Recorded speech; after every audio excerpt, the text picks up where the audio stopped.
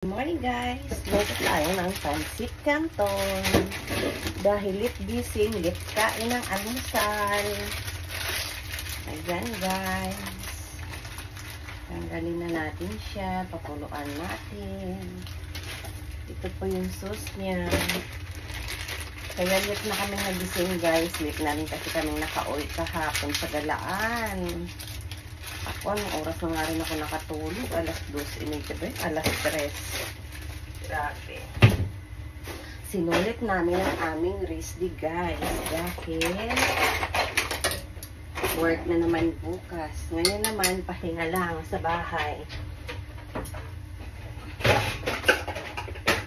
And guys, sobrang ganda.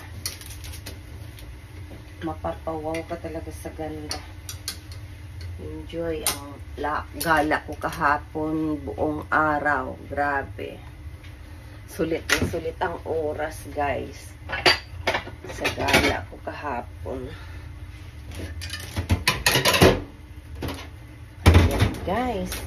Ito pala yung sauce niya. Lucky Me Pancit Canton. Baka naman. Nangko tabiro.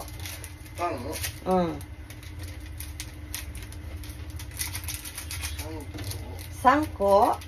Guys, 3 peraso daw kakainin niyang tinapay. Hindi ba? Ayan. Ganito ako guys. Inuuna ko munang haluin yung mga yan. Ito. Sauce niya. Hinahalo ko muna siya. Minimix ko. Bago ko siya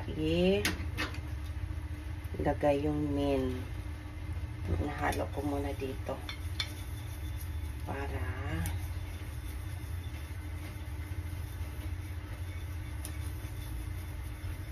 ma-mix talaga siya.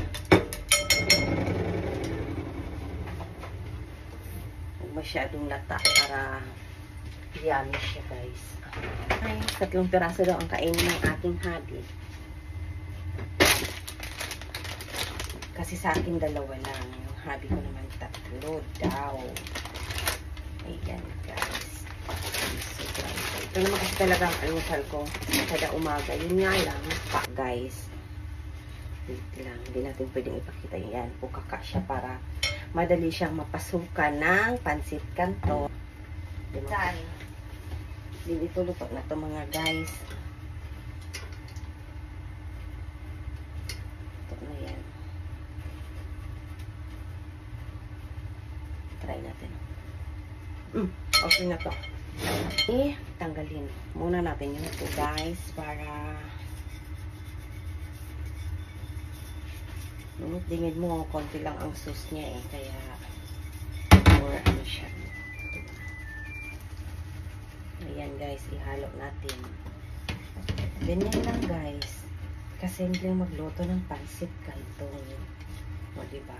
Kasi kung sa ibabaw mo kasi yung sauce niya parang hindi siya masyadong mag-mix. Kaya, mas magandang ihalo mo muna. Ang bango, guys. Happy tummy na nito. Ang oras na dito is 11:30 morning. Ito yung aming breakfast. Tapos, late na naman kami magtanghali mamaya. Baka aalis lang din kami. Punta lang kami sa biyanan ko saglit. Yan, guys. Happy eating!